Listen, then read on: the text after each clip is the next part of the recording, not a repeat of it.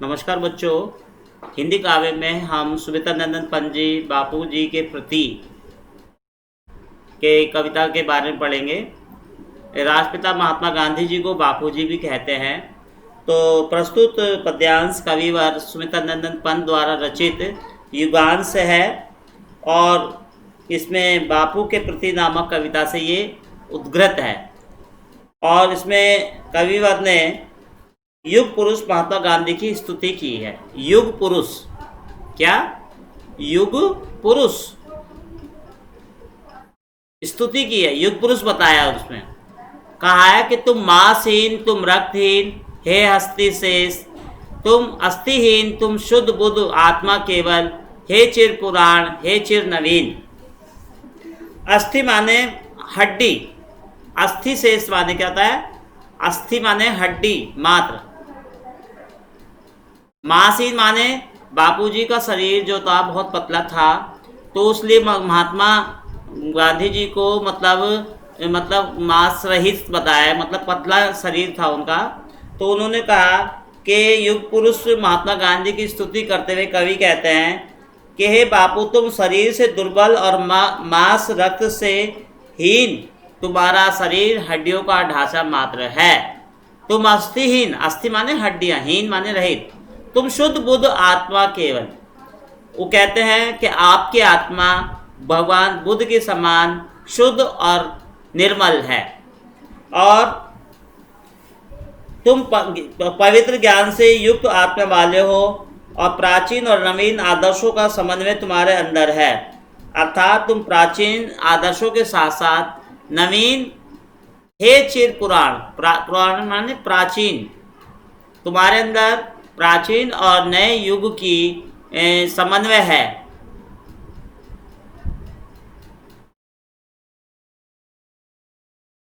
तुम पूर्ण इकाई जीवन की, जिसमें असार भाव शून्य लीन, आधार अमर होगी जिस पर भावी संस्कृति समासीन।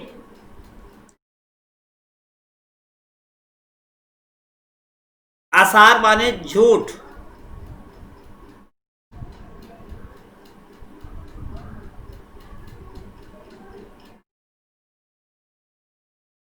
अमर होगी भावी जिस समासीन, समासीन माने लिखो उचित। कवि कहते हैं कि हे बापू, तुम्हें जीवन की पूर्णता है और विश्व की समस्त असरता लीन हो जाएगी। हे बापू जी, तुम्हारे आदर्श के पर भविष्य की संस्कृति और सभ्यता के उचित प्रकार से प्रतिष्ठा होगी। जो आपके आदर्श है, सत्य, अहिंसा, परम धर्म, इनके ऊपर संसार के आधारभूत स्थापना की जाएगी। तुम मांस, तुम ही हो रक्त अस्थि, निर्मित जिससे नवयुग का तन, तुम धन्य हो तुम्हारा निस्वाह त्याग, हे विश्व भोग का वर साधन। कवि कहते हैं कि जिस प्रकार से रक्त और हड्डियों से शरीर का निर्माण होता है, इसी प्रकार से तुम्हारे मांस और रक्त से मात्र से ही इस नवयुग का, नवयुग रूपी तन अर्थात नए युग का निर्माण होगा। धन्य है आपकी भावना और आपकी त्याग की भावना, क्योंकि आपके इस त्याग से मानव जाति के कल्याण का कारण बनेगा। तुम धन्य, तुम्हारा निःस्वार्थ त्याग है विश्व भोग का वर साधन। और तुमने अपनी समस्त कामनाओं को त्याग कर भस्म करके धूलि से सत्य और अहिंसा के सिद्धांत का पालन किया।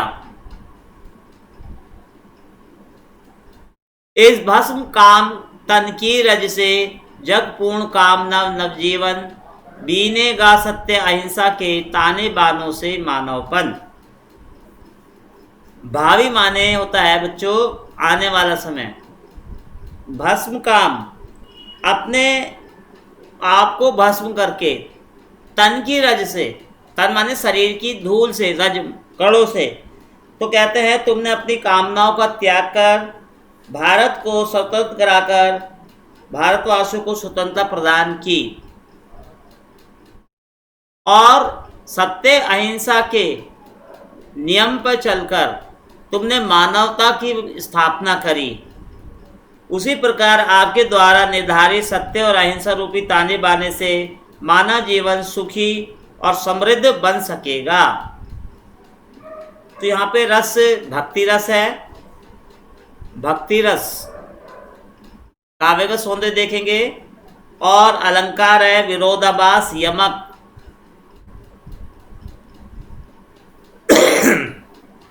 भाषा है संस्कृत निष्ठ,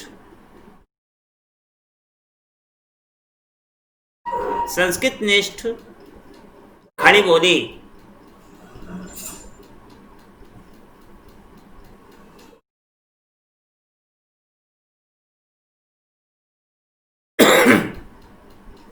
सुख भोगते खोजते आते सब, आए तुम करने सत्य खोज।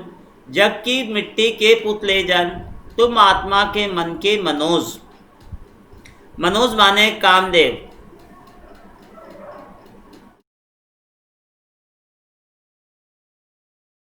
और जड़ता माने मूर्खता।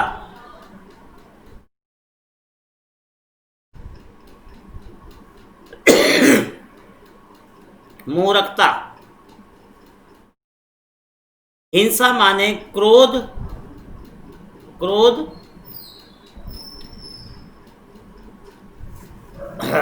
ओज माने जोश, शक्ति। पशुता, दुष्टता यानी।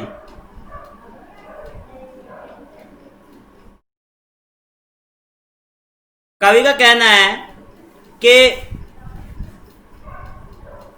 महात्मा गांधी की महिमा का गान करते हुए उन्हें भावहीनी श्रद्धांजलि अर्पित करते हुए कवि ने कहा, पंत जी कहते हैं बापू, प्रसमस्त प्राणी पृथ्वी पर जन्म लेकर सुख की कामना करते हैं, परंतु आपने इस पृथ्वी पर सत्य की खोज के लिए अवतार लिया। सुख भोगते खोजते आते, तुम करने आए सत्य की खोज। तो कवि का कहना है कि जो सभी मनुष्य तो इस धरती पर सुख भोगते हैं, लेकिन तुमने जो है सत्य और अहिंसा की खोज कर कर उस पर चलकर उसका पालन करने का निर्णय किया है। जग की मिट्टी के पुतले जन, तुम आत्मा के मन के मनोज। और मानव मिट्टी से निर्मित एक पुतला है। ये यहाँ मिट्टी से बनकर आता और अंत में मिट्टी में मिल जाता।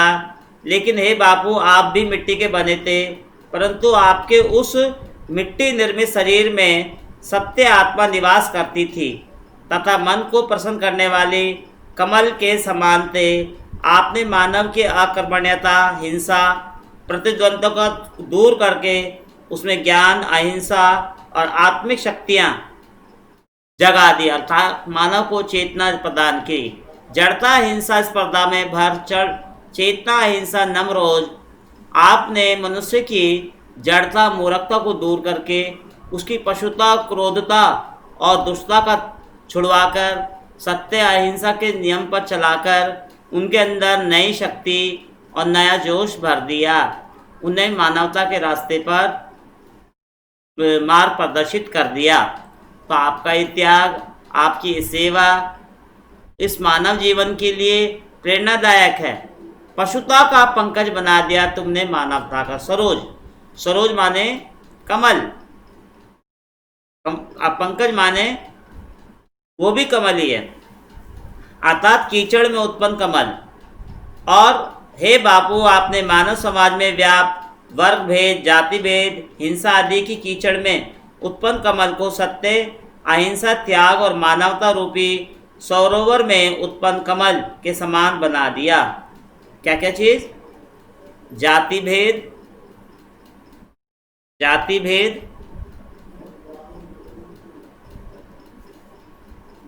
वर्ण भेद,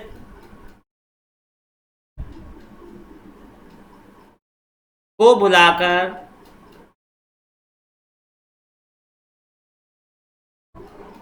मानवता को एक नया संदेश दिया। मानवता को आपने सत्य, अहिंसा के पथ पर चलने की प्रेरणा दी, उनके जीवन को सुधारा, उन्हें मानवता का दूत बनाया।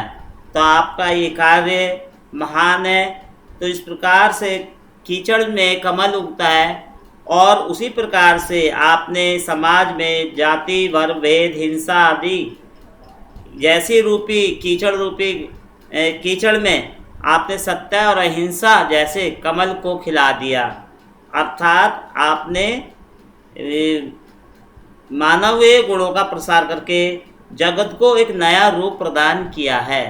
आपने जगत में नई एक ऊर्जा और एक जोश भर दिया है। तो यहाँ पे रूपक अलंकार है बच्चों। कौन सा अलंकार है? काव्य का सौंदर्य देखेंगे तो यहाँ पे कौन सा अलंकार है? रूपक अलंकार। और भाषा जो है संस्कृत मिश्रित खड़ी बोली है, गुण माधुर्य है, और रस कैसा है? शांत। रस कैसा बच्चों? शांत, शांत रस है।